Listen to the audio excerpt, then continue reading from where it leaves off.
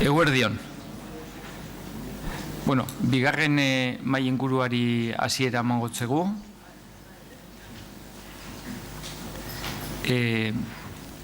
Zera, lehen santimintegik kendu duztenik pentseta eukioten paralelismo edo metafora bat hori iceberg hori atara dauenean lehenengo diapositiban, da nik esateko eukiotena da zelan menpekotasunak askotan ikusten dugu zela, bai drogak eta modu, bai urgentzitan agertzen dena, berak esan duena, baina urgentzitan agertu barik, hainbeste arazo sortzen da bezen droga materialekaz, ez?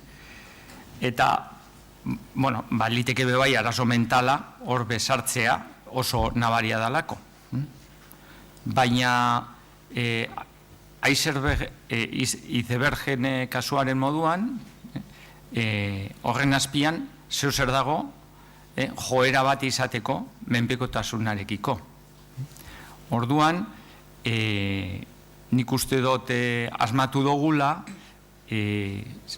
mai hau antolatuz, nola, mai honetan agertuko dan, hain begibistan ez dako zen menpekotasunak.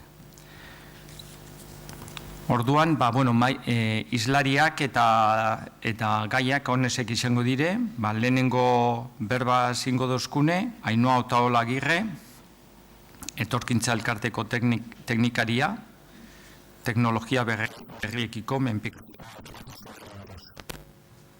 Gero Ilargi Zarate Orio, nire eskumean, ekintza Aluitz elkarteko psikologoa, eta azkenik Aritza Nazagasti Undabarrena, Emotional Network enpresako zuzendaria, eta bere gaia izango da autonomia emozionala hurbiletik maitatu urrutira heltzeko.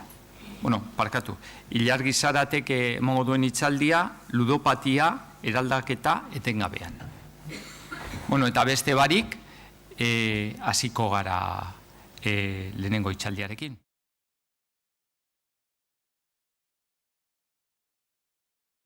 Egunon edo eguerdion danori. Nik teknologia berriak edo IKT esaten datzona, informazioaren eta komunikazioaren teknologiak aztertuko dataz, eta oinarrituko naz batez be gaztien adintartien, ezta? Haurrak eta nerabeak. Eta ponentziako PowerPointan agertzen darez, nerabe eta gazteek teknologia honekin esartzen duten harremana gaur egun, ezta?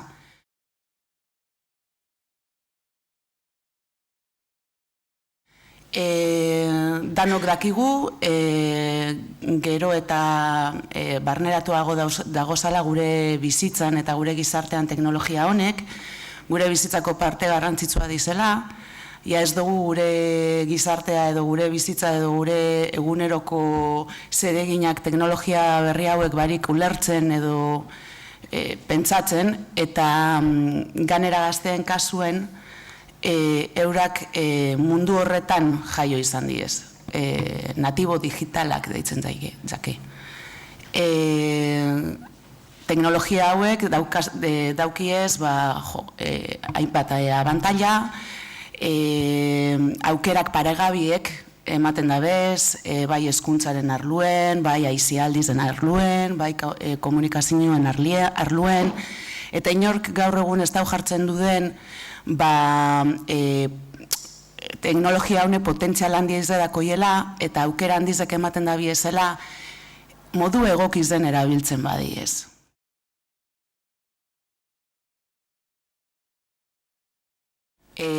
Baina gauza guztizek gertatuten den moduen teknologia hauek txarto erabiltzen badiez arazuek sortu ditzakete.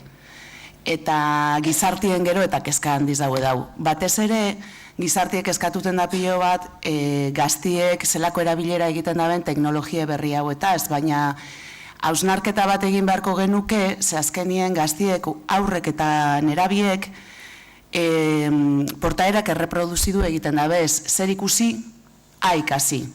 Eta gu eredu izan behar gara.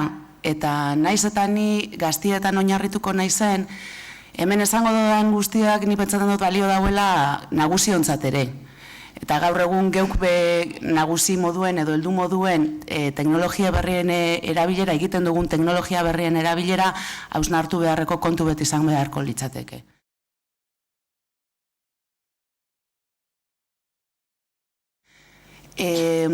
Kezka sortzen denenien, txarto erabiltzen dizenien edo modu orekatuen erabiltzen ez direnien teknologia hauek, kezka sortzen denenien, hasten gara entzuten adikzio terminoa. Eta biltzar honen izenburue adikzioak diez, eta ni jarri nabe sustantzia gabeko adikzioen mailan.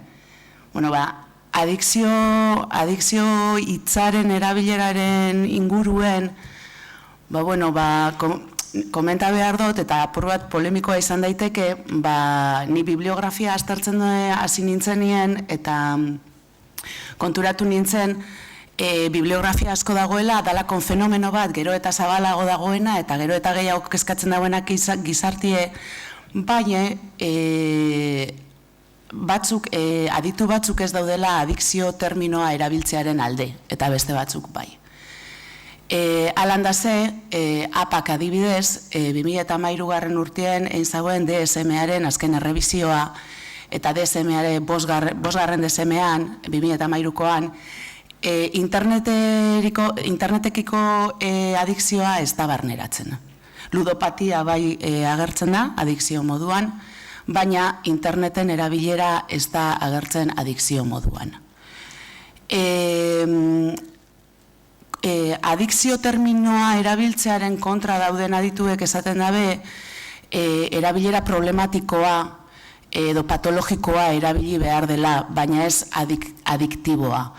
Eta argumentatzen dute, gizartean gaur egun adikzio terminoa oso zabalduta dagoela gizarteko hizkeran, ez nago esaten mundu profesionalean, eta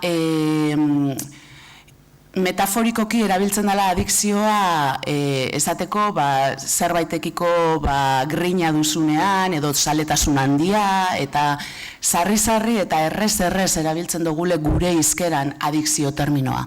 Baina hizkuntza profesionalean eta hizkuntza zientifikoan erabilera metaforiko hori, hizkeraren erabilera metaforiko hori, kasu honetan adikzio terminoaren erabilera metaforiko hori, horrek ez daukala ez dagokiola mundu profesionalari edo hizkera zientifikoari erabilera metaforiko hori. Eta kontuz eduki behar dela eta ez aiela bide eman behar horrelako portaerei, mundu zientifikotik aztertuta, gizartean jenteak esaten duena beste kontu bata.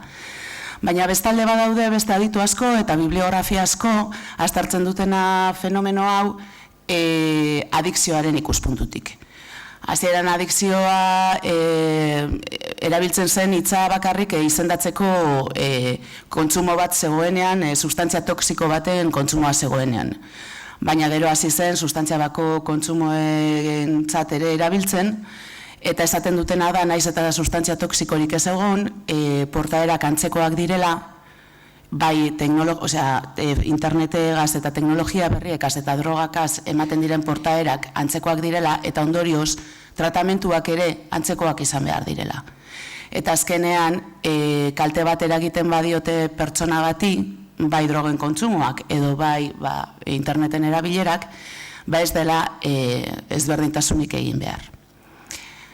Aldeko ikuspuntuak, kontrako ikuspuntuak, teoriak alde, teoriak aurka.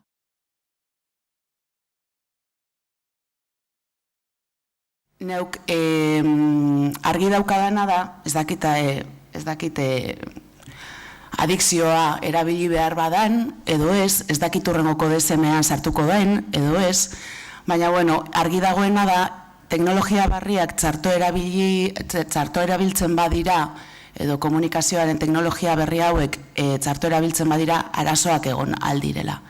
Eta guk bai ikusten dugu arazo horrek gaztiekaz lan egiten dugunean, ez da? arazoak mota askotakoak izan aldira. Alde batetik denpora edo kantitatea, ez da zenbat denpora pasaten duten, beti nagusiok eta guk elkarrizketatuten dugu zenean irakasleak, gurasoak, eta esaten dabe, egun guzti dauz, pantalla baten aurrean, mugikorraren aurrean, denpora pila bat pasatzen dabe, gero eurei galdetzen dutzazu eta dinoie, ez, eurek ez da bela uste denpora lar pasaten da binik.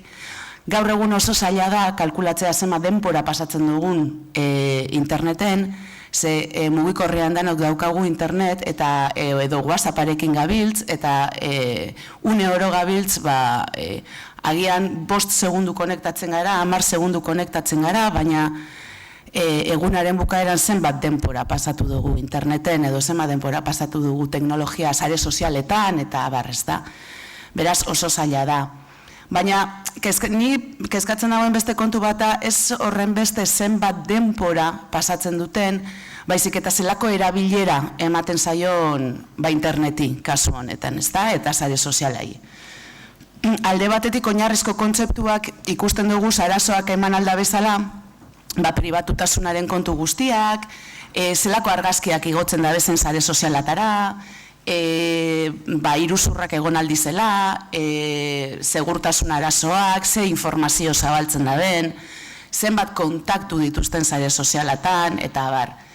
Eta gero beste arazo, beste maila batien, beste arazo batzuk esango ziren, zelako harremantzeko modua daukaten euren artean, ez da?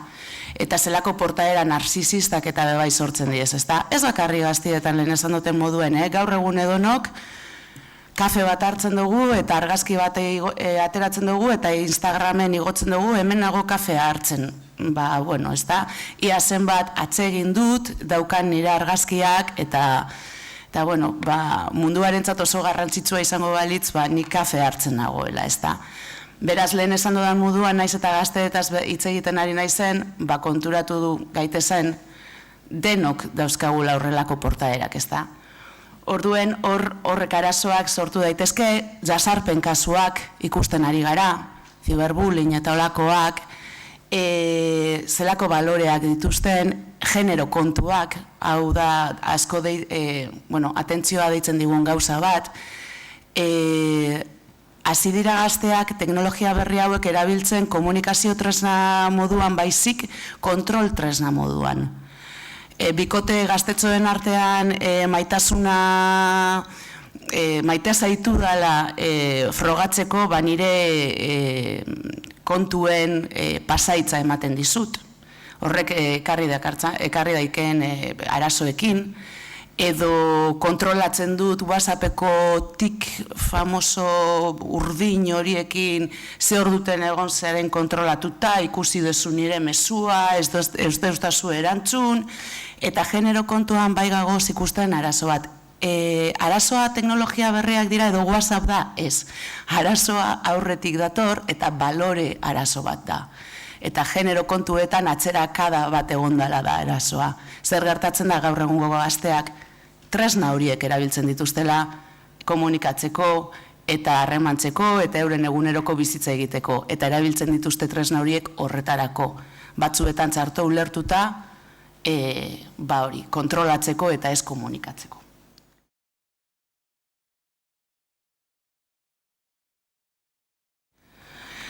Egin genuen, etorkintza elkargotik egin genuen ikerketa bat mungialdean, mungialdeko adikzioen plan lokala egiteko, diagnosi bat egin genduen, eta eduki genduen aukera pila bat gazterekin harremana izateko eta galdeketak egiteko, elkarrizketa pertsonalak, eztabaida taldeak eta abar.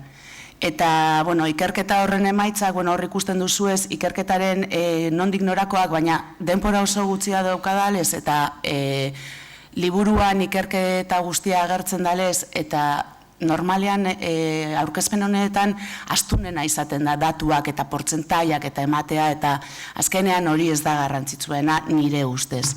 Emaitzak ganetik pasatuko ditut eta hausnarketetara joango naiz.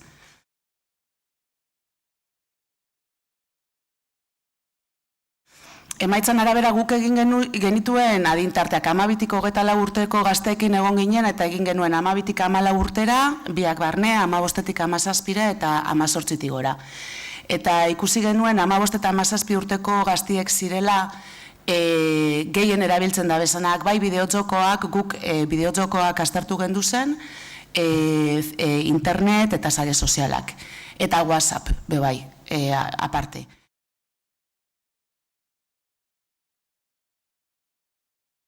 Bideotxokoekaz gertatzen den gauza bat da gaur egun bideotxokoak mota bitakoak edo izan aldira, betiko bideotxokoak zuk jolasten dozunak zeure kabuz, eta gero daude orain denpora da, baina daude horrek online jolasten diren bideotxokoak konektatuta zaudena beste pila bat pertsonekin, multijugador edo esaten direnak.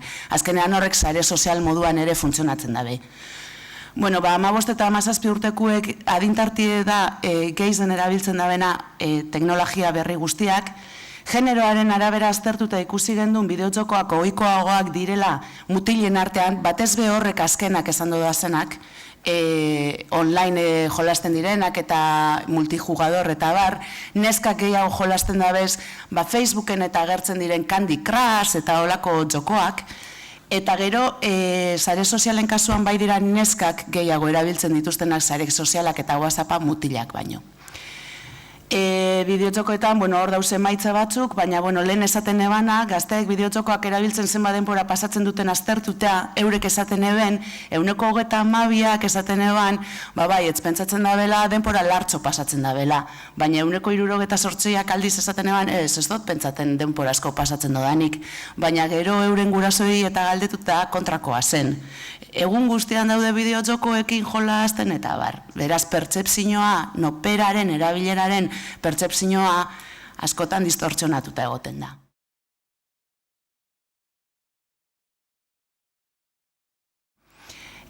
Sare sozialan kasuan, 186, gaztien 186 sare sozialak erabiltzen ditu, eta adintartie bebai lengulez, ezta?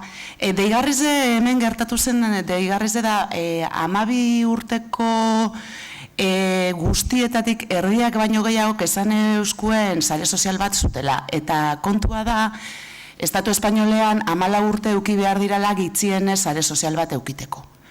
Eta bestela gurasoen baimen euki behar da. Eta guraso asko kezekiten beraien seme-alabek sare sozial batean perfil bat zutenik. Beraz, lehen esaten eban moduan horbe bai, helduon edo gizartearen erantzukizuna hausnargai dago, ezta? 14 urtetik berako aurraskok profilen bat daukate sare sozialen batean eta legez ezin dute euki.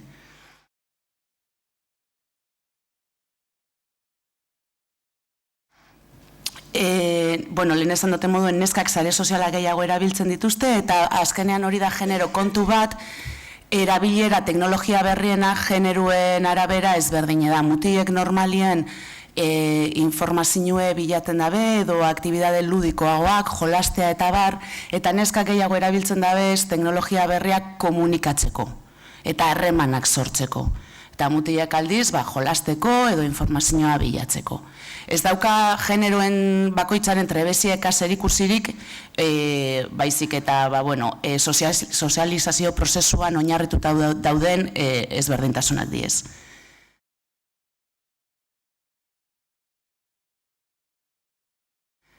Deigarriz da iruditu zaigun, hori 12 urteko pertsonak erdiak baino gehiagok sare sozial bat eukitea. Legeak ez duenean usten.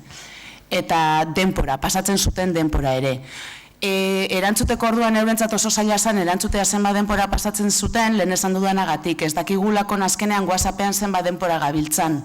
Mugikorrean daukagu, lehen erraza zen ordenadore bat geunkan etxean, artefakto handi bat, bertan, plaust, eta gu bertan eserita egoten ginen. Gaur egun internet poltsikoan daukagu eta kaletik ere interneten egon gaitezke.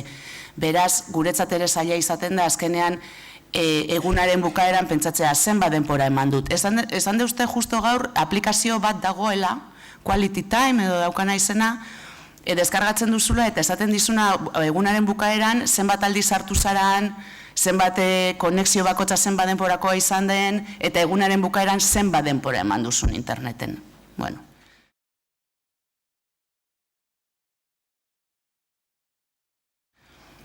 WhatsAppa beste aparte aztertu gendun, eta deigarriena izan zen, 121ek 7 ordu baino gehiago ematen zituela WhatsApparekin. Eta 116ak egun osoa pasatzen zuen WhatsAppari adi. Gabaz ere logelan, telefonoa biztuta zeukaten, eta gabaz goizaldeko ordu batetan edo ordu bietan WhatsApp bat heltzen bezitzaien, erantzun egiten zuten. Horrek ze arazo dakar, gazte eta zeitza egiten are gara, ikasleak gehienetan, ez dute lo egiten egin beharko luketen orduak, eta hurrengoko egunean eskolara joaten dira nekatuta, ez dute arreta jartzen, eta nota gero eta txarragoak dira, eta eskola porrota agertzen da, eta bar.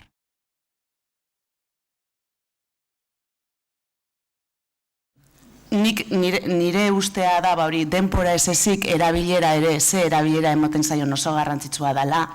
Oso trebeak dira teknologia berrien erabileran.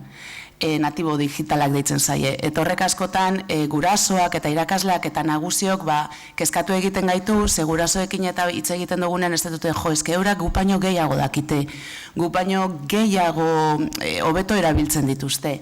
Baina nerabe eta ume diran heinean helduen bizi eskarmentua eta zenona falta zaie.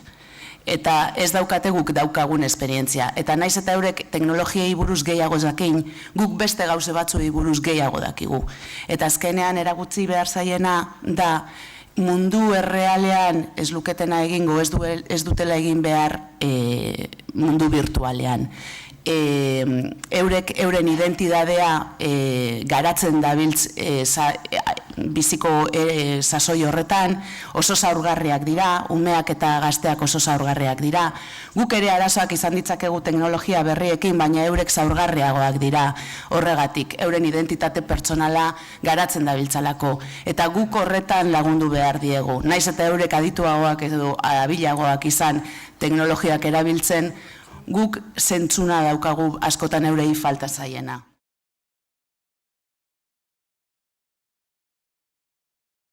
Erakutsi behar zaie oinarrizko kontzeptu batzuk, hori pribatutasuna, segurtasun neurriak, kalean ez zenukena egingo ez egin interneten inorrez da anonimoa, aztarna digitala usten dugu, bertan geratuko da egiten duzun guztia, baloreen transmisioa, errespetua, ez dira erabili behar teknologia berriak beste kalte egiteko pentsatuta anonimoa naizela eta interneten gertatzen dena, ez da nire erantzukizuna, legeak ere badaude hori arautzen dutenak, eta ez dago impunitaterik adin txikikoa izan arren, eta hori esan dudan azken batean mundu errealean egingo ez luketena, mundu virtualean ezin dutela egin.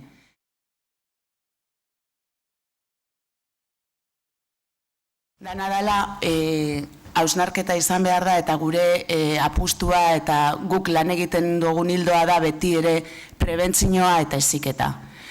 Arazoak hor daude, arazoak larritu daitezke, baina ez ditugu demonizatu nahi teknologia berriak lehen esan dudan guztiagatik aukera paragabeak ere eskaintzen da bezalako. Beraz kontua ez da debekatzea edo beldurra sartzea. Kontua ez da, adikzioa sortzen duten edo ez, aurre hartu behar deutzagu horreri. Aurre hartu behar deutzagu adikzio posible horiei, eta aurre hartu behar deutzagu baita ere adikzioa ez badan ematen be sortu daitezkeen arazo guzti horiei. Eta horretarako prebentzioa heziketa oso garrantzitsuak dira. Baina danan implikazioa gizarte guztiena. Kontuan izan dago eredu garala. Gurasoak batez ere, baina irakasleak eta baita, eta administrazio publikoetatik bebai neurriak hartu behar dirala, eta landu behar dela, eta erakutsi behar zaiela teknologia horiek zelan erabili, probetzurik onena edo probetzurik handiena ateratzeko, eta aukera on guztiak aprobetsatzeko, baina arazorik izan gabe. Azkenean, arriskuen murrizketa egin behar da. Babes faktoreak indartu, arrisku faktoreak murriztu, eta beste diapositiban zekarrez laguntza eta segizioa egin. Eskerrik asko.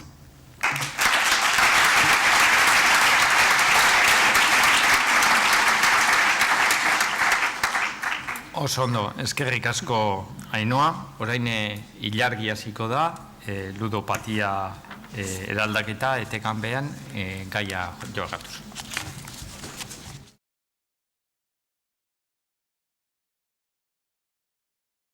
Eskerrik asko, egunon, jaun Andreok. Hurrengo minutuetan joko patologikoaren ezaugarri nagusiak azaltzen saiatuko naiz. Lehenengo eta behin, joko patologikoa ikuspegi orokor batetik hasiko naiz azaltzen, Ekintza Lubez elkartean ikusten dugun errealitatearekin bukatzeko.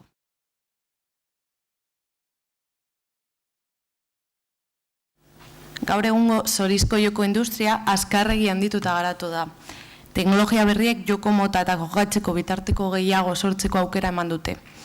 2013 urtean, estatuaren online jokoa legeztatu zen. Aurretik, legerik ez zegoenez, kontrolatzeko edo datua jasotzeko zailtasunak handiak zeuden. Lege berriari esker, ordea, arriskuak murrizteko eta adingabekoei sarritako kontrolak eta autodebekua egiteko aukera dago. Dena dela, internetek urteko egun guztietan, taguneko ordu guztietan jokatzeko aukera ematen du. Eta gainera jokalariak eskuarteko dirua erabili ordez, kreditu txartelarekin jokatzen du. Zenbat gastatu duen jakitea, gero eta zailagoa eginez. Guzti honek beraz, kontroleza eta mendekotasuna errazten du.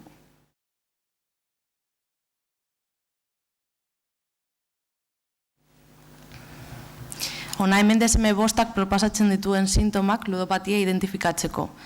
Zerrenda honetako 4 sintoma edo gehiago izan behar dira ludopatia diagnostikoa ahal izateko. Dena den garrantzitsua da ziurtatzea sintoma hauek ez direla ematen episodio maniako baten ondorioz.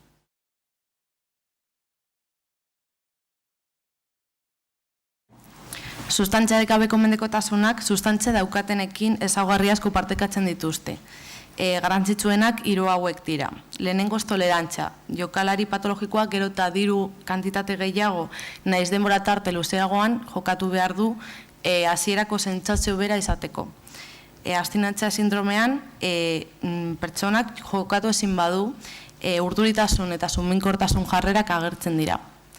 Eta azkenean, interferentzia, jokoaren ondorioz, ardurak eta ohiko aktibitateak alde batera uzten ditu, eta horrek bere familiarekin edo bere inguruko pertsonekin arazoak edukitzea eragiten dio.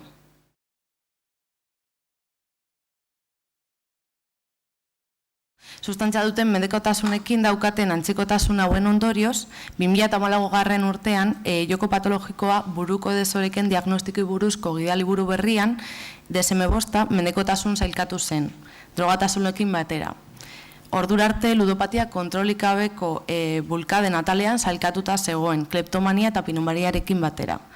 Gainera, joko patologikoan gizartean beti lotxarekin bizi izan da, bizotzat hartu izan delako. Hiztegian bizioaren esanahia bilatzen badugu, horrela definitzen du. Zerbait oker egiteko ohitura edo ikuspuntu moraletik aitzesgarria dena. Kontzeptua erabiliz, ulertzen dugu zergatik jokalari patologikoak eta bere senideek ez zuten, eskutatzen zuten arazoa eta ez zuten laguntzarik eskatzen.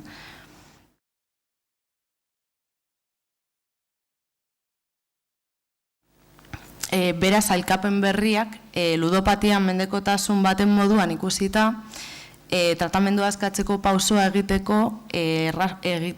egitea errazten die laguntza behar duten pertsonei. Hortaz, ludopatia horrela definitu dezakegu. Ludopatia mendekotasun bat da eta jokatzeko bulkada kontrolatzeko gaitasuneza du ezaugarritzat. Jokalari patologikoak ezin dio jokoari utzi, naiz eta bere bizitzako arlo guztietan ondorio negatiboak sortu dituen. Jarrera gelditzen den momentuan, urduri eta zer egoten da, eta dozen gauza egin dezake bere mendekotasunari jarrapena emateko.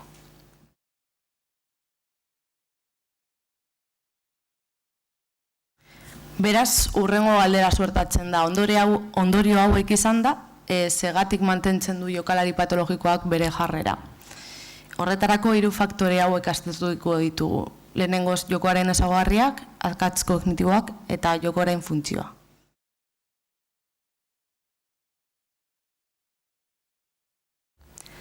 Jokoak mendekotasuna garatzeko arriskua handitzen dituen hurrengo ezaugarriak ditu.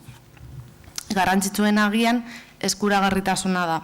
Hau da, gaur egun, ia edonon jokatzeko aukera topa dezakegu. Eta lehen esan dugunez, internet eta teknologia berriei esker, jokoan sartzea gero eta errazagoa da. Horretaz gain, joko berriek jokalariari apuestuaren prezioa erabakitzeko aukera ematen dute. Eta beraz, edonor joka dezake bere maila ekonomikoa edozein izan da. Gainera hasieran kontrola mantentzen dutenean sariren bat lortu dezakete. Horregatik irabazteak sortzen duen sentsazioak eta berriz gerta daitekela pentsatzeak jokatzeko probabilitatea handitzen du.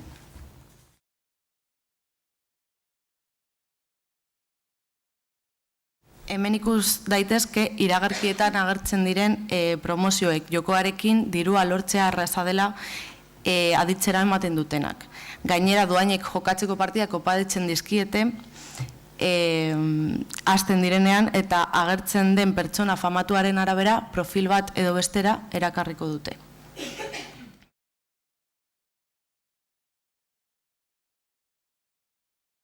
Pertsona guztiengan akats kognitiboak izatea arrunta da. Inguruko informazioa ez dute zintxalari batek bezala aztertzen. Aldagai gehiago baitaude eta bereziki estadistika eginkizun zailetan, adibidez zorizko jokoetan. Horregatik normalean informazio ugari hori erraztu egiten da bakarrik informazio horren zati bat kontuan hartuz. Horrela, akats kognitiboak sortzen dira. Adibidez, kontrol ilusioan, joko patologikoan, jokoaren emaitzak zoriaren mendean baino norberaren gaitasunaren mendean daudela pentsatzea.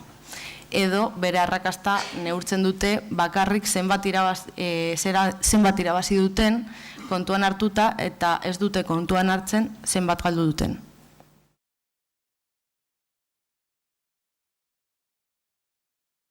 Azkeneko faktorea jokoaren funtzioa da. Jokoaren funtzioa azaltzeko garrantzitsuagoa da zertarako egiten den, zergatik egiten den baino jakitea. Honen arabera, bi talde bereizten dira. Adrenalinak bilatzen dutenak eta ihesbidea bilatzen dutenak. Horretarako, jokalari hauek sentsazio horiek eskaintzen dituzten jokoak bilatuko dituzte. Kirol apostuak, poker, ruleta, blackjack eta kasino jokoak adrenalina sortzen duten bitartean, makina txanpon jaleak eta bingoa ihesbidea lortzeko aukera ematen dute. Eguneroko arazoak edo egoerak kudeatzeko zailtasunak dituztenean edo emozioak erregulatzeko zailtasunak dituztenean, jokoa irtenbide bat izan daiteke. Beraz, hasieran jokoak sentsazio positiboak ematen die, baina denborak aurrera joala, jarrera hori izan baino lehen pertsona horrek bere urduretasuna eta irrikakentzeko gozamena bilatzen du.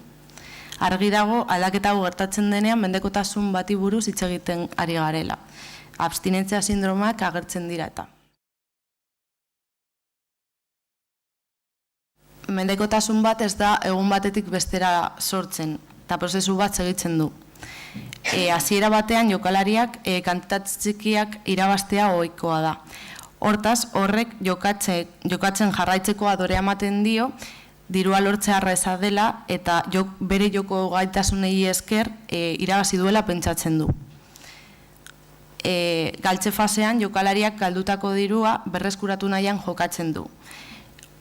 Logikoki galerak handitzen dira baita zorrak ere. Fase honetan jokalariak bere egoera konpontzeko abiatzen du.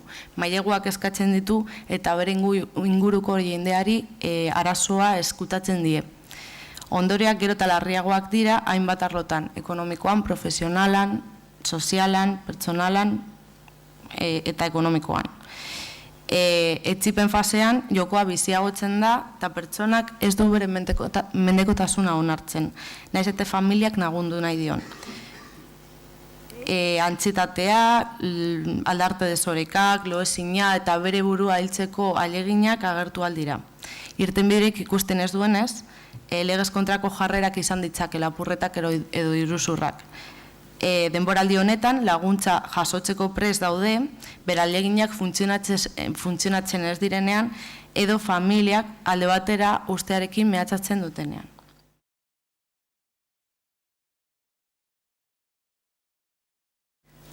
Jokalariak bere jarreran daukan kontrolaren arabera lau sailkapen bereiz daitezke.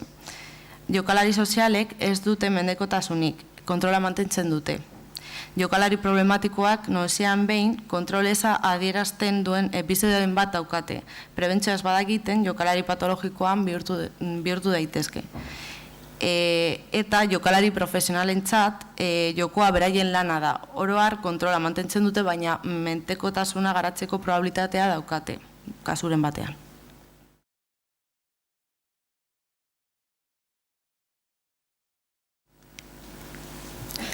Mendekotasun prozeso terapeutikoan atxeratzeak egon daitezke. Edonola ere, ez da tratamendua bide okerretik doan seinale. Etorkizunari begira berrerortzea eragin duten faktoreak ezagutzea da horren albaintaila. Bi berrerortze mota ezberdin doa ditugu. Berrerortze puntualak, jokalaria puntualki jokatzen du eta berehala konponbidea bilatzen ditu bere familiari laguntza eskatuz edo segetatu den aztertuz. Eta arazoa ez da oragotzen. Berrerortzeetan pertsonak denboraldi batez jokatzen duen durua jokoaren bidez berreskuratu nahi du eta berrio gezurrak esaten hasten da eta bere akatsa isilean mantentzen du. Berrerortze bat gertatzen den bakoitzean, komenigarria da arriskua daukaten egoeren zerrenda egitea. Behin identifikatuta, berrerortzea saihesteko ordezko jarrerak bilatu beharko dira.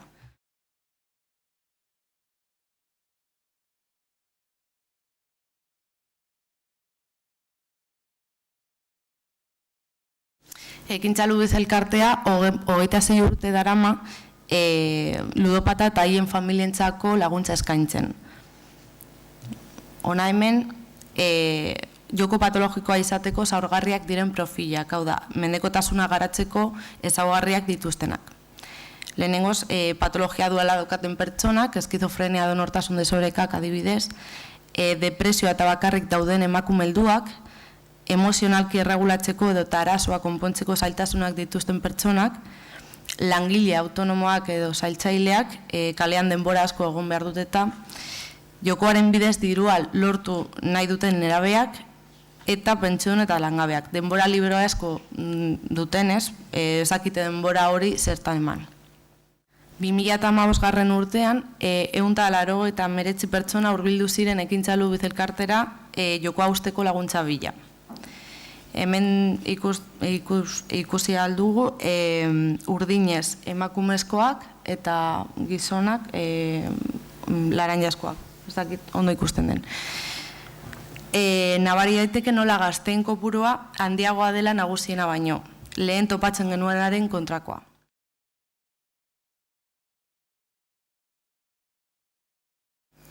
Edozein pertsonak mendekotasun bat garatzeko aukera daukala kontuan hartuta, elkartera datozen pertsonen artean antzeko profilak ikusi dezakegu. Hala ere, haien artean ezberdintasunak ere nabaritzen dira izaerari eta egoerari dagokienez.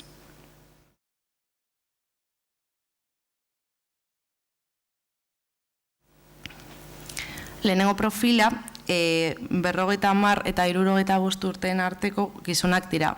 Ezkonduta eta seme-alabekin jokoan gazteak zirenean hasi zirela gaixotasun ibilbide luzea dute.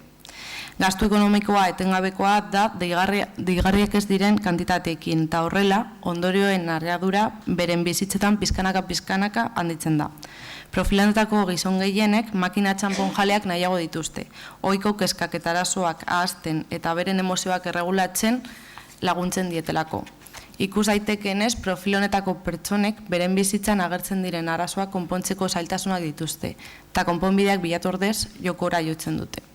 Gezurren bidez, eskutatutako zorrak edo maileguak beren emazteak aurkitzen dituztenean,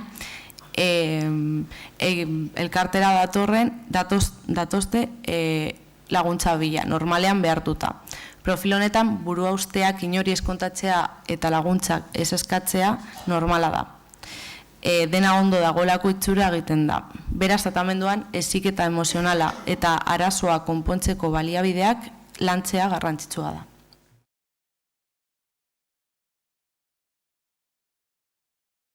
Bigarren profila 16 eta 25 urten arteko mutil gazteak dira. Ezkongai eta gurasoetxean bizi direla, adingabeko zirenean hasi ziren jokatzen. Kantitate handiak xahutzen eta narriadura prozesu azkar daukate haien kasuan. 2 edo 4 urteren buruan jokoaren ondorio kaltegarriak hasten nabaritzen dira. Kirola postuak nahiago dute, mendekotasun sortzaile gisa botere handia dauka joko mota honek. Zuzeneko apostuak egin aldirelako, kantitatez berdinak erabili ditzatketelako, kirolarekin erlazionatuta dagolako, eta sariak bertan jakin ahal dituztelako.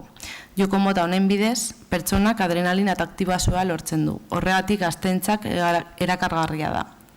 Gurasoek arazoaz jakinez gero, elkartera etortzen dira laguntza bila, eta profil honen errekuperazioa zailagoa da normalean gurasoak zorrak estaltzen dituztelako. Tratamenduan garrantzi handia dute jokoa mantentzeko ideiakorrak desarmatzeak eta frustrazioarekin moldatzeko baliabideak prestatzeak.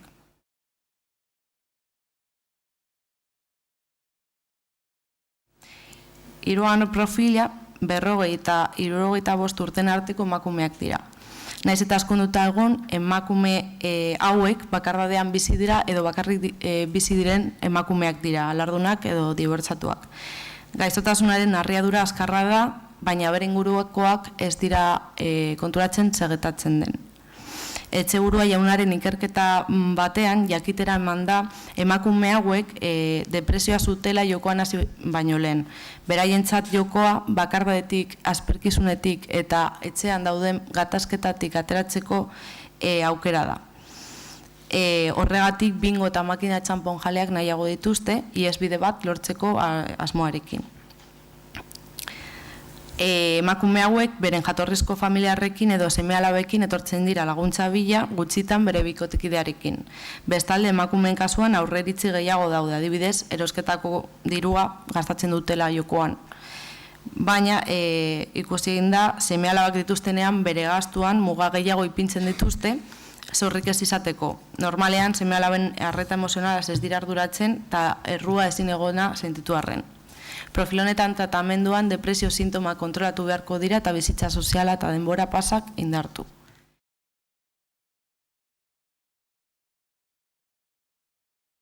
Eta laugarren profila patologia duala daukaten pertsonak dira.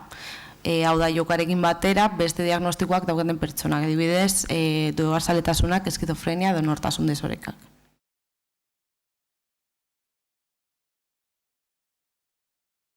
Elkartean tratamendu hasteko bere inguruko laguntzaile bat izatea zinbestekoa da. Gurasoak, emazte senarrak, hauek egora honen aurrean frustrazio handia daukate eta konponbidea haien esku guztiz ez dagoela azaldu behar zaie. Baina jarraiabide batzu segituz eta mendekoaren ahaleginekin batera egoera horretatik ateratzeko posibilitateak daukadala.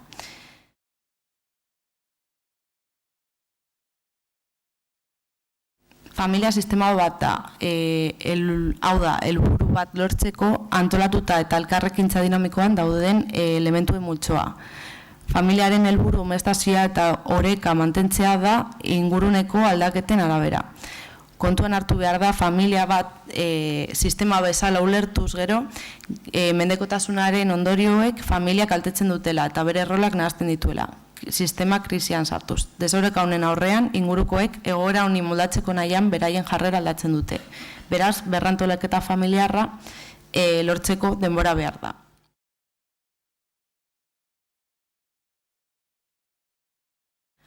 Familiak mendekoari laguntzeko jarrera batzuek mendekotasunari eusteko balio dute, eta lagundu nahian pertsona kaltetzen dute, haren egoera gero eta lagerriagoa bihurtuz. Adibidez, jokartera laguntzea, bere gastua kontrolatzeko edo zorrak ordaintzea. Erabiltzen den kontzeptua kodependentzia da. Kodependentzian laguntzak eragin kaltegarria dauka biengan, mendekoarengan eta laguntzailearengan. Biak gurpizoloan sartzen dira eta ez dute irtenbiderik aurkutzen.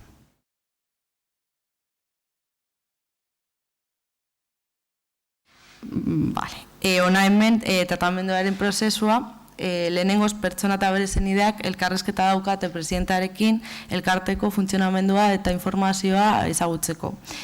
gero psikologoarekin elkarrizketa klinikoa daukate, eta ondoren 9 hilabetez ludopata birgaituekin egiten dute taldeterapia. Gero beste 9 hilabetez psikologoarekin taldeterapia egiten dute. Hau da, guztira, tratamendua 18 hilabete irautzen du. Prozeso guztiaren zehar, aholkularitza juridikoa izan dezakete, baita banakako tratamendu psikologikoare.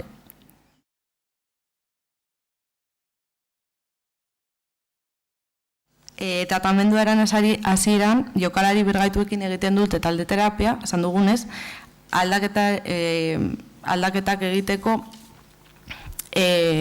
talde hauen helburu nagusia mendekotasunaren kontzientzia izatea eta abstinentzia mantzentzeko jarraiabideak ezagutzea da.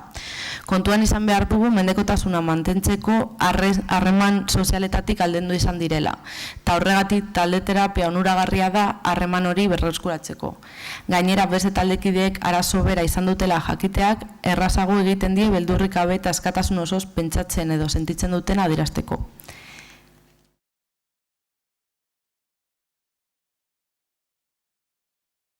Eta azkena, aldaketa iraunkurra izan dadin, landu behar ditugu pertsonak bere buruarekin eta inguruarekin elkarra eraginean zituen zailtasunak, mendekotasuna sortzearen arrazoiak izan daitezkeenak. Horretarako taldeko ariketen bidez, komunikazio gaitasunak, heziketa emozional, autoestimoa eta arazoak aurre egiteko gaitasunak irakasten zaizkie. Fase honetan, aldaketaren gurpilaren azken bi faseak osatzen ditu.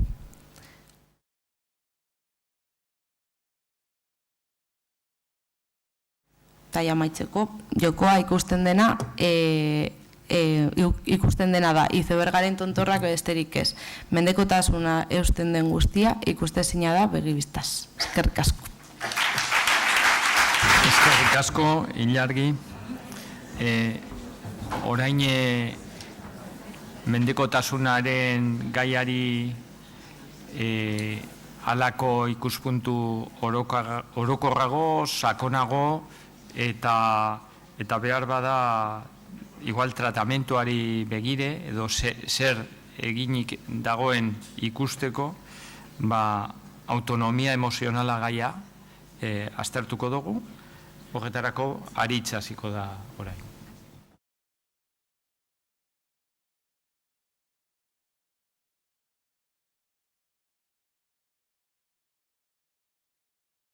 Menpekotasuna versus autonomia. Honetiz kontzeptuek, ez da, menpekotasuna gauz lantzen eta honen aurkakon kontzeptu edo beste erpinien, bektore horren, beste muturrien autonomia eukiko gunke. Dano jaioten gara menpeko, oso menpeko, eta hori da izan dezakegun gauzarik eta sanuena, menpeko jaiotxie. Menpekotasuna harreman honetan, emango dira, gero autonomiara eramango gaituzten edo ez gaituzten situazio guztiak. Menpekotasun harreman honetan, aurrak ikasiko dau zer dan gizartea, zer dan mundua, zer dan unibertsoa, zer dan bizitza. Eta aurrak ikasiko dau, ze gaitasun dituen horri aurre egiteko. Relazio referentziala bezala, ulertu dezakegu harreman hau, eta relazio referentzial honetan, aurrari heltzen zaiona, aurrak sinestuko dau eta aurrarentzako mundua hori izango da, ezta? Beraz, guztiok jaioten gara menpeko, eta hori da situazio naturala, menpeko jaiotzen gara.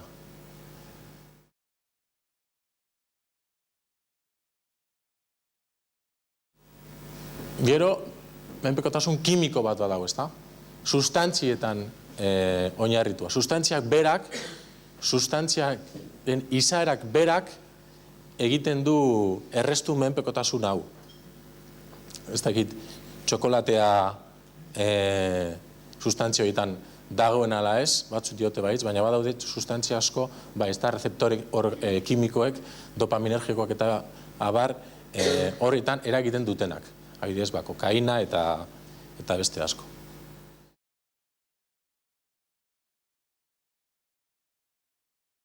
Baina badaude, justifikazio kimikorik ez duten menpekotasunak. Hau da, sustantziak ez du menpekotasun hau justifikatzen. Beraz, zer dela eta emoten menpekotasun hau, ez da?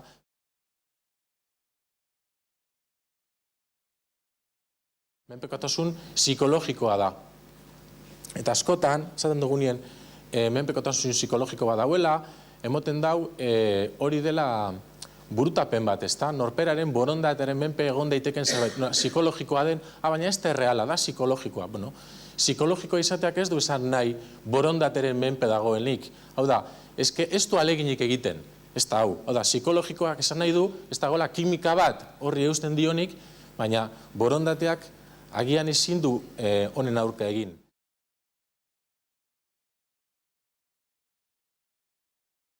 Gogoetak, naiz eta erreflexioa indartu, naiz eta gure kognizioa indartu, ezin du gainditu menpekotasun hau. Lehia, kognitibo eta subkortikalak edo paleokortikalak diren elementu neurologikoekin lehia kognitiboak galduta dauka. Oda, gure arrazoimendua, izaki razionalak garen horretan, ez dugu oraindik razionaltasun horretan, eta ez dut uste ino izango dugunik, indarrik edo nahikotasun bat aurre egiteko paleokortikala den indar honi. Gogoetak, bueno, agian zerbaitetan lagunduko du, baina oso fragila da.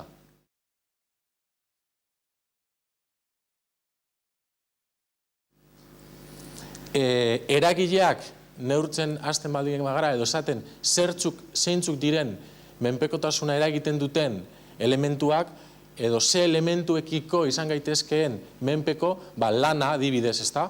Lanaren menpekotasuna. Lanarekin adikzioa. Eta hau batzutan oso ondo ikusten da, lanarekiko adikzioa du eta langile ez dakiz zer, inkluso balore bezala ikusi da, ezta? Baina menpekotasun bata. Edo mugikorra, eta mugikorraren barruan sartuko ditugu, sare sozialak, mugikorra bitartez orain jokua, gero, aparte izan daiteke, baina mugikorra, nik konturatzen ez askotan, nik neuk ere, taka, ia heldudan zerbait, jokua, saldu digute oso ondo, jokuarikiko menpekotasuna, erosketak, bai, 3-4 aipeatzearen ez da,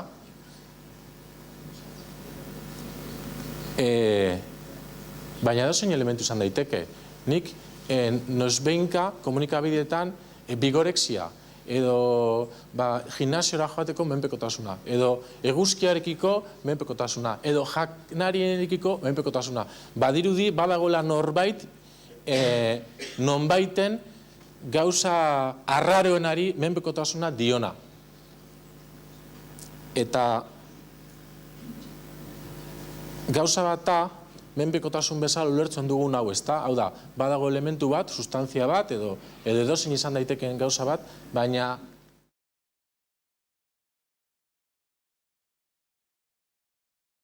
galdera da hau, harreman bat izteko edo harreman bat hasteko zailtasunak dituen persona batek hori ez da menpekotasuna? Hau da, ezin dut harreman bat itxi. Hori ez da menpekotasuna. Edo etxetik ateratzeko arazoak dituen persona bat, hori ez da menpekotasuna. Ezin naiz etxetik atera. Edo metron bakarrik ibili ezin den persona bat, ezin naiz joan metron bakarrik, beste bat biherdot metruen duteko nigaz. Hori ez da menpekotasuna. Edo antxietatea jotako persona bat ez da, beste norbaitegaz egon behar dan persona bat orduen, ze ulertu behar dugu menpekotasun bezala. Bakarrik sustantzia bat edo elementu jakin bat edo nolabait ulertzen duguna menpekotasun bezala gauza itxi bat edo menpekotasuna zerbait zabalagoa da. Autonomiaren aurkako bardin bada, edozein situazioetan autonomoi izatetik alderatzen gaituen edozein situazio, menpeko situazio bat da. Ulertzen da? Bai. Edozein gauzari.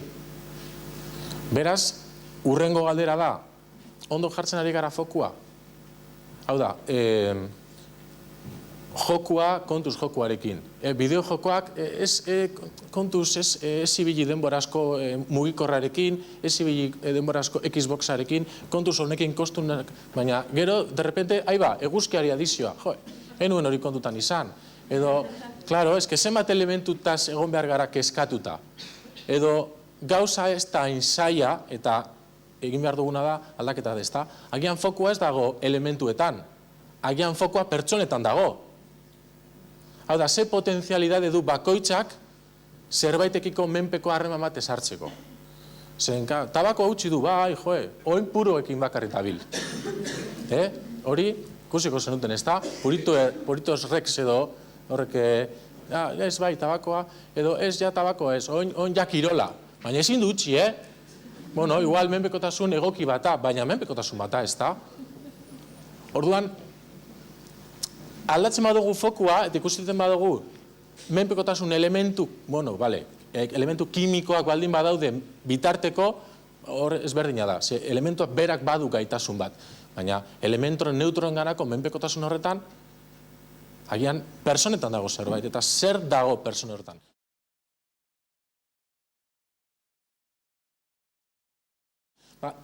Nahi nuka aipatu ikerketa bat. Begira, hau da Roberto Aguado Romo, Talavera de la Reinako semea. Ez da Massachusettseko edo Cleveland edo, ez da Talavera de la Reinako semea. Eta egin zuen, oin 15 urte ikerketa bat. Ikerketa honetan, 5.000 pertsonako lagin batekin, bere jakin mina zen, ea, diagnosi ezberdina izan arren, eta psikologoa da, psikologo klinikoa da, eta ikusten zuen etortzen zitzaizkiola pertsona ezberdinak edo paziente ezberdinak gauza ezberdinekin edo motibo ezberdinekin. Eta gainera hori oso partikularra da, ze bakoitzak badu bere mina edo bere gaitza iturri ezberdinetatik datorrena. Baina, berari ematen zion sentsazioa zen, azkenien, sendatzen zuena bat eta bestie, ezela oso ezberdina batetik bestera. Hau da, agian bazegoen elementu amankomun bat pertsona ezberdinetan eta elementu amankomun hori egoki ez baldin bazegoen horrek gero patologia bat eman zezakeen? Beraren ikerketaren arabera, bai. Oin 15 urteko datuetan 5.000 pertsonako lagina zen, gaur egun 5.000 o 20.000ko pertsoneko lagin baten datu hauek konfirmatzen jarraitzen dute. Hau da, badirudi, badaudela, eta asko gustatu zait erabiltzen ari zaeten metafora, ez da, izeberraren metafora. Zer dago izeber forma ezberdinen azpian? Egon daiteke zerbait amankomuna? Badiru baietz.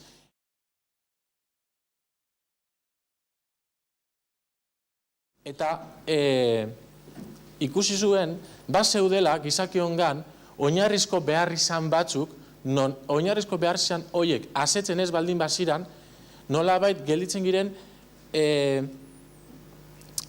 menpeko erlazio bat izango bagenu bezala, hau da, ez gaude autonomoki guztiz osatuta. Nik uste urte asko izango dira, edo agian oraindik egongo da olako trazo bat, ez da? Utziozu gero faltan izango du edo ez emateko olako tendentzia bat, ez da? Aurren kasuan, nahi izaten aurren akiko harreman horretan, aurrak gabezia baldin bat pasatzen ari bada, bueno, alasai, gero ere, handitan ere, olakoak izango ditu eta, ez da? Eta konturatu gara edo konturatu dira, eta guk konfirmatzen dugu, nola gabezian biziren pertsona batek, nolabait ez duela gero kostumbre bat hartzen gabezia hortan bizitzeko baizik eta kontrakoa. Gabezia bat duen pertsona batek, haurtzaroan, gerora gabezia horrekiko irrika ezin du lasaitu. Ordez, gabezia gabe edo gabezia emozionaletaz ari naiz, ez beste mota batako gabezia. Gabezia emozionalak gabe dauden personak, hau da, oso ornituta emozionalki dauden personak, gerora, badiriduri, badaudela beste harreman batean inguruarekin, lasaitasun harreman batean.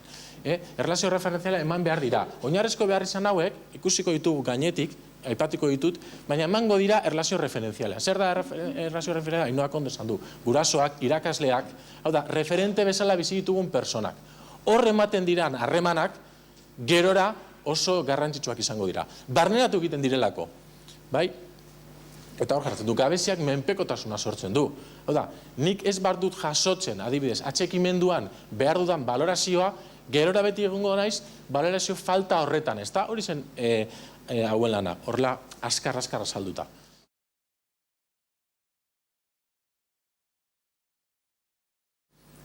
Lehenengo taldea atxikimendu harremanak izango ziren, ezta? Atxikimendu behar izanak. Atxikimendu behar izanak erlazioak eratzeko gaitasunekin oso lotuta daude. Esan beharra dut, Roberto Aguadonek oinama 5 urte kaleratu zuela terapeutika mundurako lan plan bat edo terapia mota bat, terapia de interacción recíproca, deritzona, eta oin 5 urte argitaratu zuen prebentzio lan bat, vinculación emocional consciente, deritzona, hau da, prebentzio maila nola landu dezakegu gerora patologi bat agertu ez agertzeko. Orduan, atxikimendu harreman honetan, aurrak behar duena da alde batetik baldintzagako miresmen bat. Aurrak bizi behar du, egiten duela, ez dela harremanak kaltetzen. Harreman horretan, bere referenteek miresten jarraiten dutela. Eta honek ez du esain nahi, miresten dutenik egiten dutena. Hau da, aurrak zerbait desegoki egiten baldin badu, gurasoak ez du miresten gauza desegoki hori. Baizik eta aurra miresten jarraitzen du, naiz eta gauza desegoki hori egin. Eta gero, balorazioaren bitartez, baloratuko du hori edo zigortuko du. Baina ez du, harreman horretan, aurrarekiko erlazio horretan miresmenak galtzen. Honela, aparteko identifikazio bat ematen da. Aur bakoitzaren miresmen horretan, bakoitzaren potenzialidade, bakoitzaren izaera, bakoitzaren izatea osorik horrekin harremana izan dezakegu. Zeren, guraso batek edo referente batek miresten ez duen aur baten, aurrak ez du hori ezagutuko. Horrela esan da, azkar esan da, ez dakit ulertzeko erreza den, honek badu gero lan bat ulertzeko eta zer da, baina, gainetik utziko didazue, ze pasatuko nahiz agian minutu batzuk,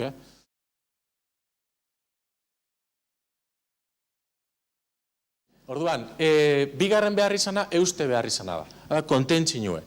Eta eutxia sentitzeko gaitasuna edo eusteko gaitasuna. Nola eutxi gaituzte, nola sentitu garen eutxiak, nola sentitu garen kontentzinu horren barruen. Eta horren arabera gero guk hori egingo dugu. Hau da, nola guganako izandako harreman horretan, gero guk hori trasladatuko dugu mundura.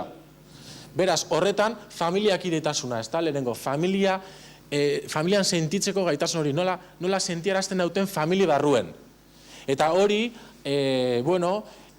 agian gure gizarte honetan, occidental honetan, guztiok, edo ia denok, izan dezakegu familia bat, baina munduko leku guztietan aurrek ez dute familia bat. Eta gordeleku bizikidetza, ez da, gure etxie baino gordeleku hori, ez da, sentsazio horrekin, ez bakarrik eraikina baizik, eta guk sentitzen duguna etxetasun, etxe min hori. Eta hori ere, harreman horretan ematen da, zeren aurra askok izan dezakete etxie, baina etxe bezala sentitu ez. Badaude aurru batzuk, denbora pila ematen dutena etxetik kanpo, etxera ez joate arren. Zeren etxera du esenien, etxie beraia entzako ez da gordelekua, etxien tensio asko dagoelako, edo harremanak tenso dauzelako, beraz, ez daude gogokin etxera entzeko, eta ez dute etxie gordeleku sentsazio horrekin izaten. Beraz, bai, mundu mailan egongo dira, etxerik ere ez duten aurrak, gure gizarte honetan ere badaude aur batzuk, etxie izan arren ez dutenik etxe behar izana asetzen, beraien harremanetan edo beraien gurasoko harremanetan. Eta azkenien defentsa eta babesa. Aurrak babesa behar du. Aurrak menpeko bat da, aurrak fragila da, eta aurrak babesa behar du. Eta babes horre hartzen duen egin berek ere bere burua babesteko indarra hartuko du. Baina babesten ez dugun aur batek ez du gero bere burua lasai babestuko. Bai.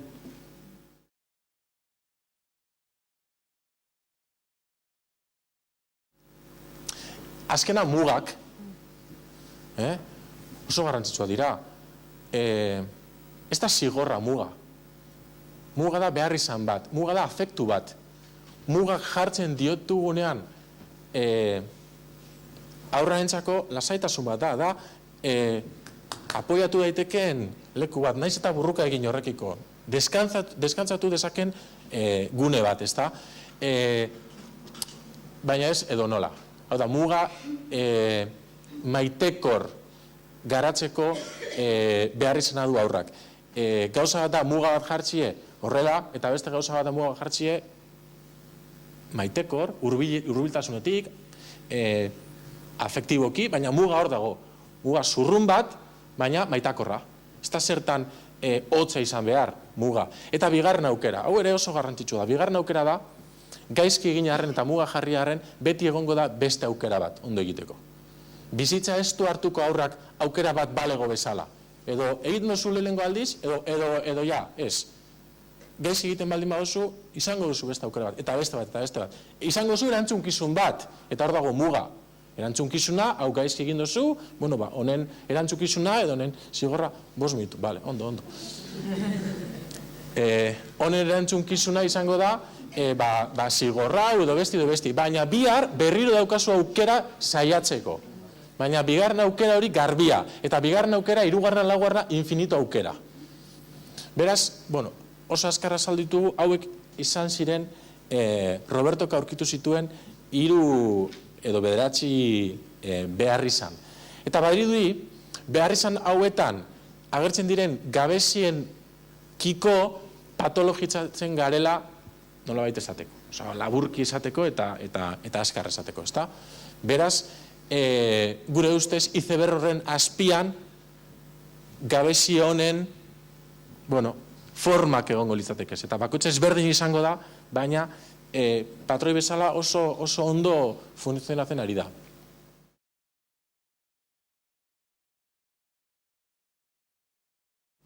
Premisa 2, oso interesantiek, begira. Irudikatu dezakeguna bakarrik gauzatu dezakegu. Hau da, nik irudikatu dezakedana bakarrik gauzatu dezaket. Irudikatu ezin dezakedana ezin dut gauzatu. Eta bigarrena, gure referentek gurekiko irudikatu dutena bakarrik irudikatu dezakegu. Hau da, gure referentek gurekiko irudikatu dutena hori bakarrik irudikatuko dugu eta hori bakarrik gauzatuko dugu. Beraz, miresmenarekin lotuta oso garrantzitsua.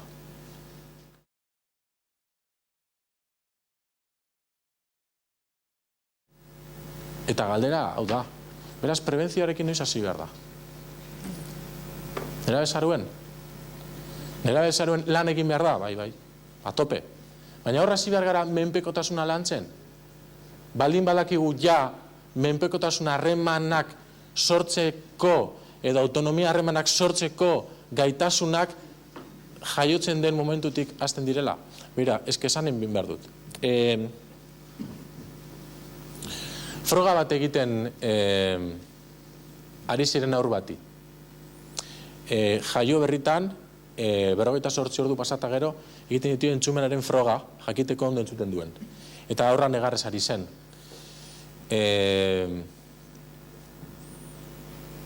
Behar dute isiltasuna froga hori ondo ataratzeko. Eta aurra isiltzen esenez, 20 segundu,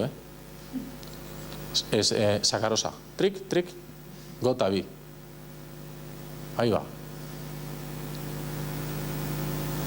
Osa, 48 urte dituen aur bati sakarosarekin engainatzen dute beraien lana egiteko errezau. Hori gertatu da, orain, zordu da, oin ordu bete ez da izango. Oin ordu bete, nire aurrien. Ez da egite. Ondo ari garen, ez da? Badiru daula departamento estankoak, ez da? Pediatria, maternidad, prebentzioa, drogak, departamento estanko. Eta bakoitzak egiten du bere lana estankamiento horretan. Baina, aurro horiek ez dira esango gero nerabe. Ez dakit ekonomikoki ondo ari garen. Zentzu hontan. Eta aprobetxatu nahiko nuke leku hau izateko. Nola tratatzen ari gara 0-3 tarte horretan dauden aurrak zaintzen dituzten irakasle monitore horiek. Ze soldata dute, ze ratio dute, ze opor dute, zer dute irakasleak bezala, bakizute hori? Dira monitore, ez daki zer, daki nor. Ez dute irakasleen oporrik, ez dute irakasleen soldatarik, ez dute irakasleen ordutegirik, dauzkate asko sokerragoak. Hau da, hemen daukagu, potentzialidade guztia daukagan ume bat, eta honi jartzen diogu formazio gitxien duen persona bat, ez dut esan nahi profesional txarranik. Agian oso ona, baina ez diogu ezikitzen formakuntzan dirik, ez diogu moten baldintza honik, eta gero, heltzen direnean, gero eta gehiago unibertsitatera horreri bai. Kriston soldata, kriston ez daki zer, daki nor. Eta hauei, ez. Eta hemen azten da dena, barkatu, ez nago esaten unibertsitateko ikentzeko, baina beste eman. Eskendu hauei, gabezia ekin ez garaziko, baina zuri helduko jatzuz, honek, Eta ja badakigu, 3 urteetan ja nolabait gauzak ekinda daudela. 0tik 3 urte bitartera gauzak ja nolabait antolatuta daude. Badago hor... Ja bukatzen hau, ensegida. Beste ordu erdi bat eta ja banau. Ez, bukatzen hau. Baina niretzako hau oso garrantzitsua da, oso. Zeren 0-3 bitarte horretan nortasunaren eta bizi esperientzien eta mundua zer den eta nire zer nahi zen narekiko garapen garrantzitsuna eginda dau. Eta gainera, burmuina izango da plastikoa, baina badakigu badagoela ja poda sinaptiko bat. Eta erabiltzen ez diren elementu asko podatu egiten ditu burmuinak. Beraz, zuri helduko jatzuz, unibertsitatera eta jarraitu dezatela ondo ordaintzen, Hori ondo dau. Baina datortzu zela ja ondo, helduta, lasai, autonomo izan daitezela, eta hori hemen hasten da. Hori horrazten da. Ez ditugu zaintzen. Gabezia emozionalan esteak gabezia garatzen du. Gabezian esteak ez du persona akostumbratzen sufrimendua. Sufrimenduan ez zidanez akostumbratuta dago. Ez. Gauza da gabezia materiala eta beste da gabezia emozionala. Gabezia materialan hasi denak, izango du gabezia edo ez, izan baldin badu hornidura emozionala. Oparatasun emozionalan esteak buru jabetza eta autonomia garatzen du. Beraz, horregatik ez da, urbiatik maitatzen baldin badugu eta ematen baldin badugu, urrutira helduko da. Bestela ez. Hasta.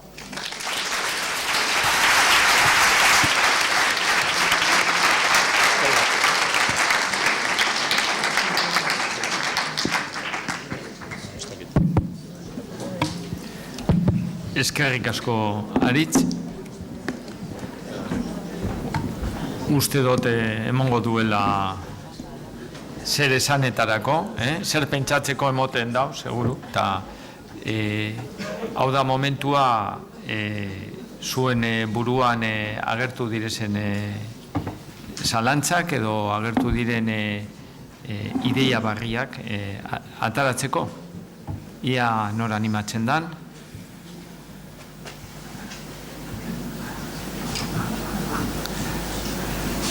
Hor ikusten dut esku bat, mikrofonoa, hor. Ainoari nahi diot egin galdera.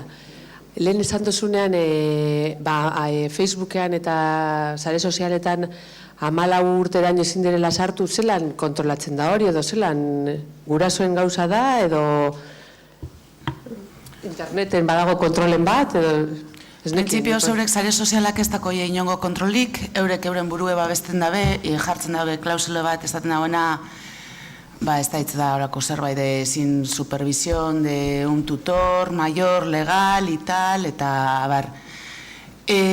Tuentik bai egiten eban, noizan behin barrido bezalako batzuk jakiteko perfilak, ze karo, gazteak sartzen dira, 12 urte ditut, tuentik nahi dute perfil bat egin, gezurra esaten dut. Osa, esaten dut, 15 urte daukadara, eta listo.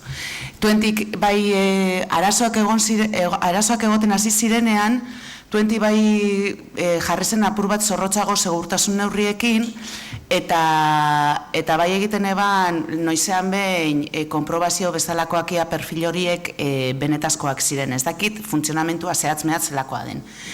Gauza da, gezurra esan dezakezula. Gauza hor barriro noradoa, familiak eta batez ere familia gune sozializatzaile primario bezala edo lehentasunezkoe, superbizio egon bide, mugak egon bide, zaritzek esan dauen moduen, eta superbizio ez da, batez benerabiek dizenien, ez da espionaje, ez da dana espieti edo eroen gane notik, bai superbizio bat egon bide, familia gane egon bide. Zuk kontrolatzen dozu moduan, edo kontrolatu beharko zenuen moduan, zer duten heltzen dan etxera, nogaz doan, zer egiten duen kalean, interneten zer egiten dauen be, hor ardure bat egon bide.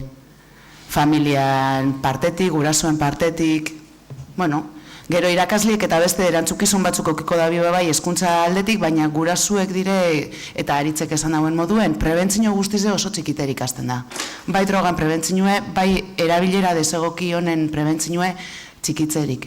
Ikusten duz, medikuen kontsultetan, sala de esperan, ume txikize, aspertute, mobil eskure, tableta eskure, horrek euki aldauzen arazuekaz ez bakarrik, fizikoki, begizetarako argizek eta hor badauz ikerketak, pantailen argizek eta umien begizetarako txarrat izela eta bar.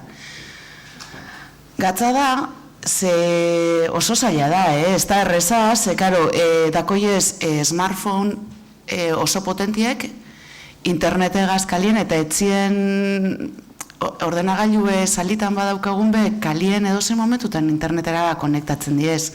Oso zaila da, bezke horra usnarketa bat inbeko zan, agian, 12 urteko ume batek smartphone potente bat behar du. Hori galdetu nahi, nizun, gutxi gora bera badakizu ze urtetan daukate, ze urterako daukutzen daren mobila gaztia gaur egun? Jo, gaztia gaur egun oso goiz azten dire mobilegaz. 10 urtekin, 12ekin? 12 gazia izan atakoie, 12 gazdan atakoie.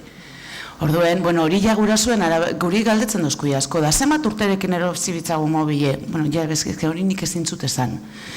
Nik hori da zeuek erabaki, guraso moduen zeuek hartzen duzuen erabakize, eta ez da ezin ze adinbet jarri, 12, 13, 14, umien heldutasunan arabera begongo da, zelako mobile, mobiltzu bet deitzeko eta bar, klaro, smartphone bat neurie baino potentia haue aplikazio guztiz eta kozena, eske.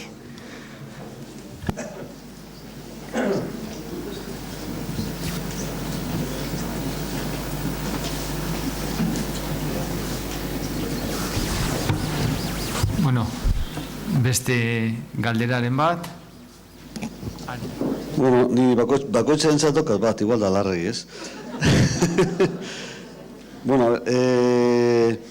Teknologia berri buruz, zeo zer berezia daukate teknologia berrieko lan pentsatzeko posible daukatela holan zeo zer kaltegarriak izateko, ez dakiz lan esan galdera, badakigu beti egon direla menpekotasuna, beti egon dira ez, eta lehen teknologia barriek ezin egon, beste menpekotasun batzuk egon ziren ez, baina honik plus bat daukate, holan...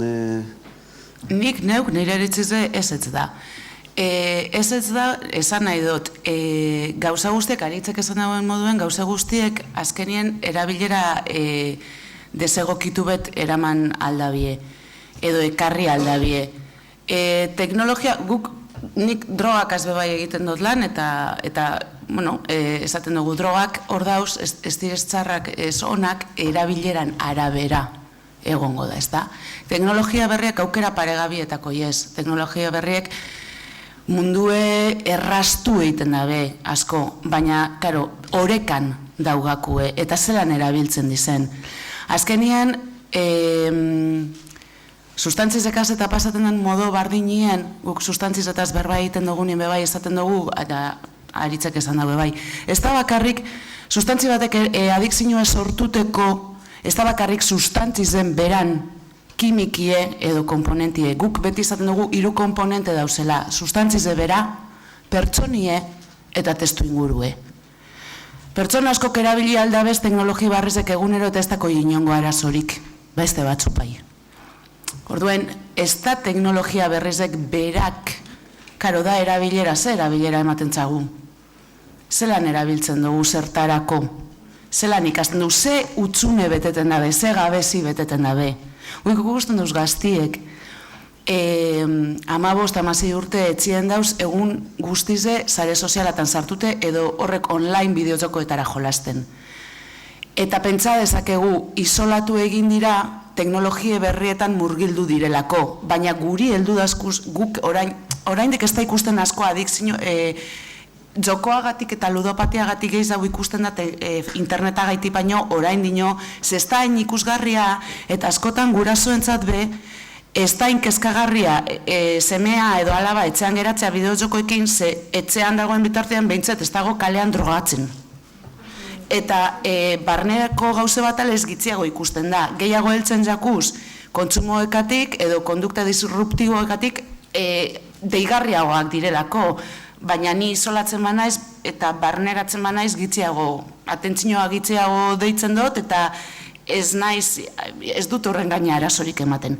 Baina esan nahi nuena da guri etortzen jakuzan gitziak egia esateko gehienak ez dira isolatu egin direla teknologia berriak txarto erabiltzen hasi direlako. Izan dira aurretiz nerabeak zailtasun handiak zituztenak harremanak ezartzeko aurrez aurre.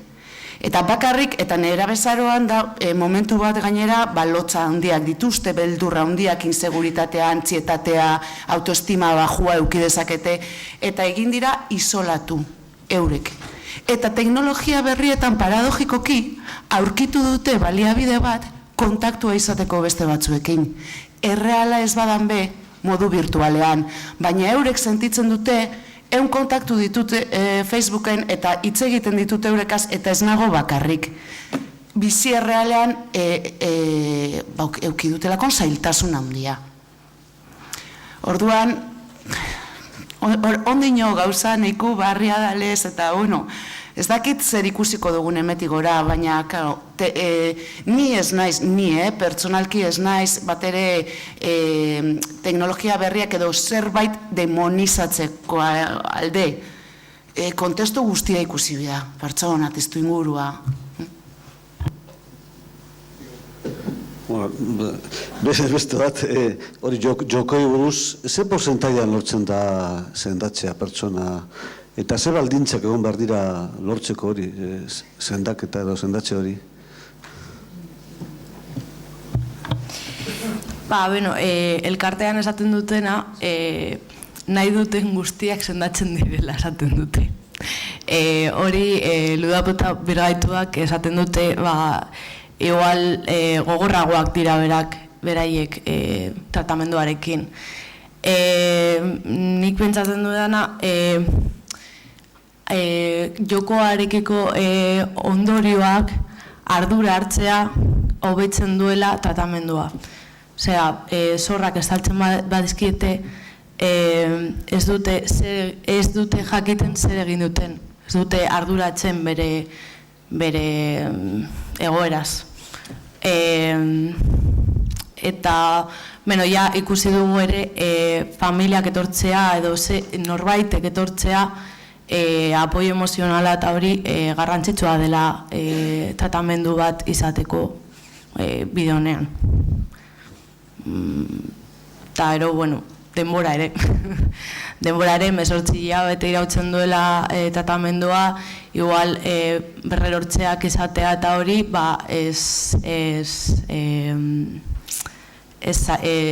ez ustea tratamendua, berrerortze bat eduki duzu, baina moldatu alzara eta berriz saiatu eta saiatu eta saiatu. Eta azkena, hori ez dakit, eman duzun ikuspunta bati dirudi menpekotasun guztia datozela haurtzaro frustrante bat edo txarto eramandako haurtzaro bat egondalako, ez dakit ideia hori hartzen dut ez, ez dakit, apurtu horrekin ez dugu biktimizatzen gurasoak gehiagi, edo, bueno, gurasoak beharra da egin dute, jakin dutena, igual egin dute txarto, ez? Baina ez da berain erruare, igual ez dute jakin egiten beste modu batera, edo gonta arazo sozial bat eta ezin izan du bete ondo berain papera. Ez dakit, ez da apurat, eta, bueno, eta biktima bat dirudi, ez? Menpekotasuna duena dirudi dela bere hortxaroren biktima bat, ez?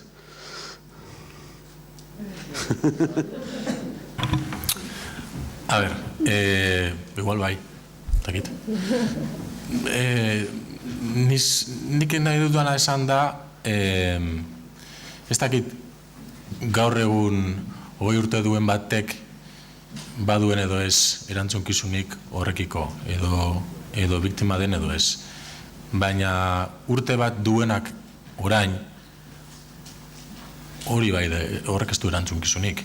Edo 6 hilabete dituen batek, edo urte 2, edo 4, edo 5, horrek ez du erantzunkizunik. Orduan, gurasoekiko jartzen dugula erantzunkizuna eta gaixoa, ez dakit, igual bai, es lo que hay, baina nolabait, a ber, nik ez du nahi esan, alde batetik ez toz tardure hori zati, ez da, gurasotan dauela, ez toz tardure, badau, eta ez tardure oztena da, menpekotasunen aurrien autonomia bat garatzie. Eta erantzunkizuna gurasotan baldin badau, horri behitu bikotzagu, ez da? Hori da bat, giltze topetan egon zan leku baten, da giltze lagundu iztizu topetan giltzek. Eta ze, galdu inatzuzela bai, da hemen nabil bultaka, seguro hemen den galdu inatzuzela, bueno, galduan, bai argiz hemen dagoelez, hemen nabil. Gutzut esan, horrek gurasuek demonizeten badauzen, pues lo que hay, bueno, igual uko da erantzukizun bat, edo ez dakitz. Baina hor badau, de hecho, erantzunkizune, igual laguntza behorra alda egon. Prebentzio aldetik, egiten dugu lanien, ez dugu egiten esaten oso txarto egiten dozu eta oso ez dakiz zer, baizik eta zertan aldotzutin lagundu, zer ezagutu behar dozue, aurre hori elikatu nondik elikatu behar den, zer ezagutza behar dozuen, eta nola landu dezakegu elikadur hori emateko. Beraz, prebentzio aldetik oso ondo dau, giltzek aldu dizen lekuen topatie. Eta orain ja, 20 urtedekon ten aur batengan, bebai jakin bikot harreman horretan zeu zer pasabada edo ez. Osa, ez dut ikusten sendatze horretan erantzukizunik estekonik 20 urte, 30 edo 40 urtedeko zen persona batek. Baina jakin bikot, benetan, dependentziarako, menpekotasunerako potenzialidade bat badabor, eta hori egongo da dagoen lekuen. Haitz ez dezu. Eta horrek gero, irriteten badagoen guraso bat, edo beste bi, bale, zen gotzago, gura dotez, guraso azarre euki, bai, menpekotasune ekiditi, ez da? Orduen, bai, igual bai, eske, bueno, eske holan da. Hor galdu badiez? Ez bakarrik gehitzea, eska bat ezagutzen zaitu, eta erantzukizuna denik gurasook ere badugula aukera, bigarren aukera hori izateko, hirugarrena, laugarrena, gabeziak geu ere izan ditugula, orduan zentsu horretan, nik uste dut hor asko gustatu egin jatana izan da eman duzun ikuspegi zabal hori gabezietan, bakarrik gogoraraztea, gabezietan gure indarguneak ere badaudela. Azken batean, gabezietan gure indarguneak ere badaudela. Azken batean, handik ikasten dugula. Eta menpekotasun hori txikitatik horrela jaiotzen gara, eta menpekotasun hori mantentzen da. Eta hori onartu behar du. Naiz eta gurasorik oberenak izan munduan. Ni oso guraso ederrak izan ditut, baina gabezi batzuk izan ditut, hori denok izan ditugu eta izango ditugu. Eta hein horretan pasatuko diegu gure seme-alabei.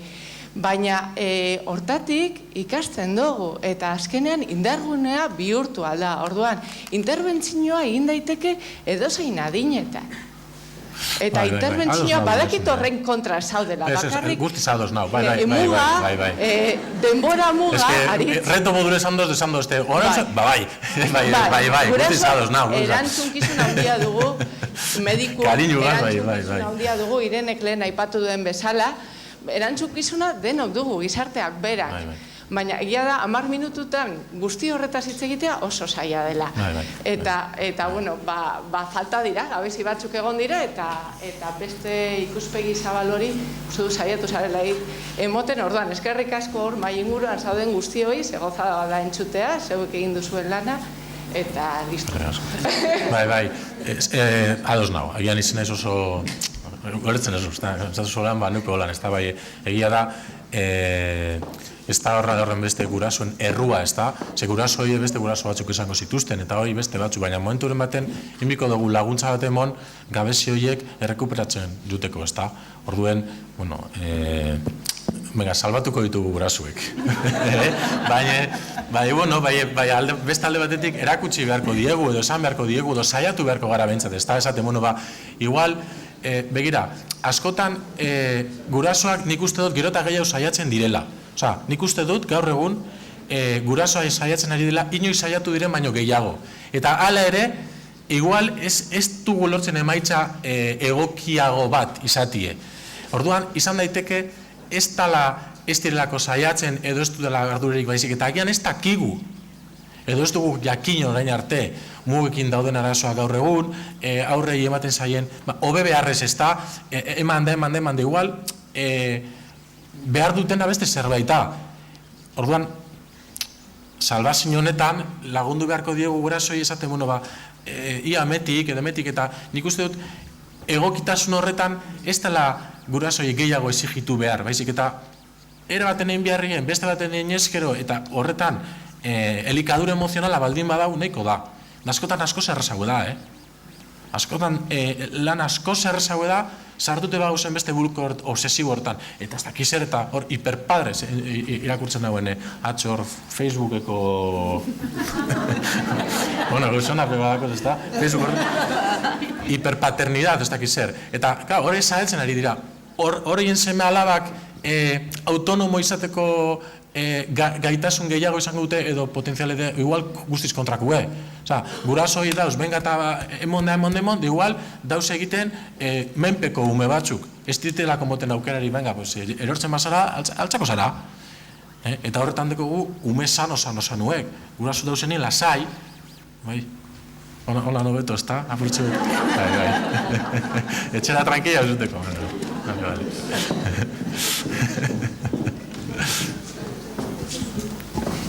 Eskerrik asko, Carmele. Ni batzutan paretan nase oso zurrun. Bidot... Bai, nik aipatu nahi nuke, zerbait aipatu ez dena. Pairatzen dugun sistema sozialak duen eragina ere. Dinotze, erraza da, gurasoei egotzi edo, baina, aukerak, arazo ekonomikoa izan da, aukera barik bizi izan da, horrek be eragin handia du. Hori borroka, latzago, zailago eta luzeago, eta errazago da, errudun gertuak bilatzea, baina berez, bizi dugun, eta hori ikusten dugu, hezkuntza sisteman, zelan baztertzen dituen familia arazoak dituztenak, eta gero gizarte sistema zelan antolatuta dauen, eta gero eta laguntza gutxiago daude familien orekak lortzeko. Aita eta ama langabezian badira, aukera barik badaude bizitzan, zuk ikusi dituzu umeak 2 urtekin eta badakizu non amaituko diren. Bakarrik ingurua jakinda, eta pairatzen dugun sistema sozialak eragin handia du menpekotasunean eta bizitzan. Guzti zadoz nahu, dinosunarekin, eta agian justifikazio bezala nik hau izango nuke, ez da agian nik gustatzen zaite esaldi bat, Roberto Renadera, da gai garen egin dezakegu bakarrik eta posible duguna, ez da? Eta agian hemen ezerita gaudenok lan egiten dugu esparru jakin baten eta justu esparru horretiko lana plazaratu dugu. Horrek ez du izan nahi, ez daudenik beste elementu batzuk, ez da? Eta drogak ere nonbaitetik datoz. Eta droga horiek batzutan, pasatu izan dira lasaitasun handiagorekin edo gutxeroken, eta guztiz adoz nau.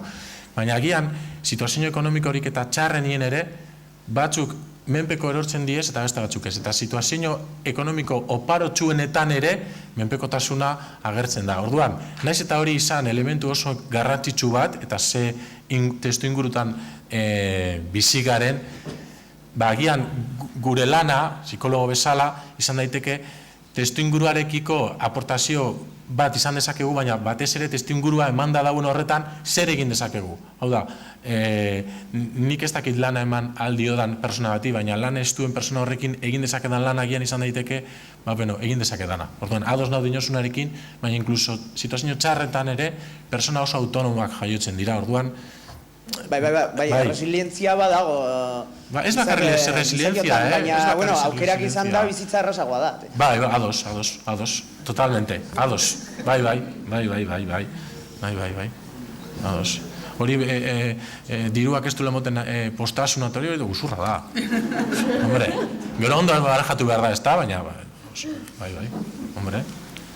Nuko da, komentario bat, ez dakit, atzean zuk Karmela ditu dutzezu, horren, esan da benen arire bebai, bir bada, menpekotasun hitza, berezdeko zer negatibo bat, ez da? Ja, berez. Eta igual be, pizka bat buelta emon da, eta pizkat hori nire buruen kontra eta nire buru jabetezuren kontra, igual be, jakin behar dugu, dano duko gule menpekotasun trasatzu bat eta momentutzu bat. Zabestela gizaki perfektuak izango gineateke eta hori besta.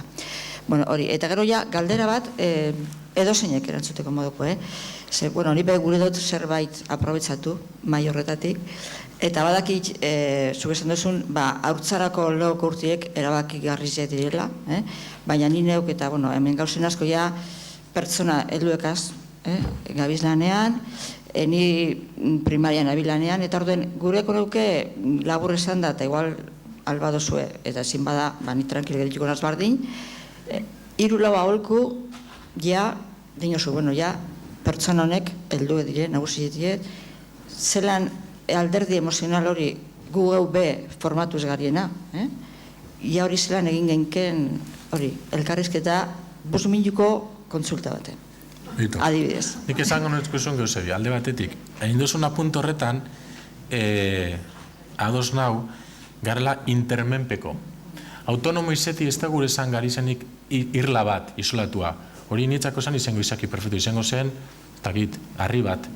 Orduan, guk dano gauzen ben jantxit eta janda, eta seguramente inok ez dau jantxitzeteko guzun arropak egin, agian zeu zerbait, edo jango dugun jateku egin, orduen badago interdependentzia bat esan dana, ezta? Eta hori da autonomia bat.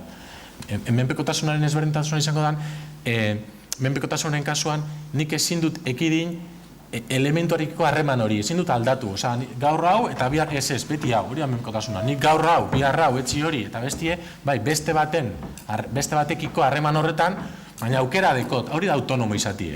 Ez da isolatuta izatie. Eta egiten dozun, eta nik hartu dut erantzuteko aukera honetan,